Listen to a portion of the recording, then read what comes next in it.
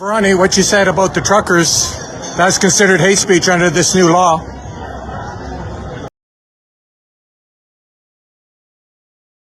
Substantiate this assertion I've just made.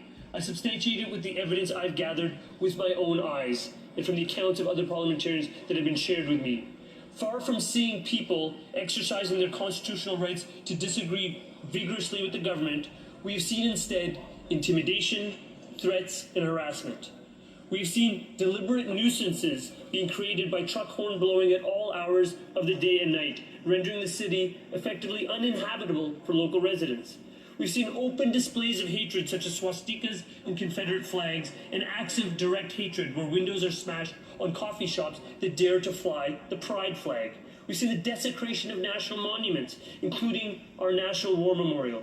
We've seen deliberate efforts to block the movement of people and goods by people intentionally disabling large vehicles and trucks by things like activating their air brakes or actually removing the tires from their vehicle.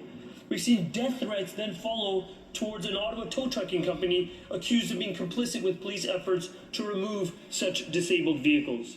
We've seen the shuttering of businesses in the entire downtown core, impeding residents' ability to work, which parenthetically I would say is puzzling, Mr. Speaker, to say the least, from protesters who claim to eschew lockdowns, having themselves caused Ottawa's downtown to enter into a lockdown for a period of now 3 weeks.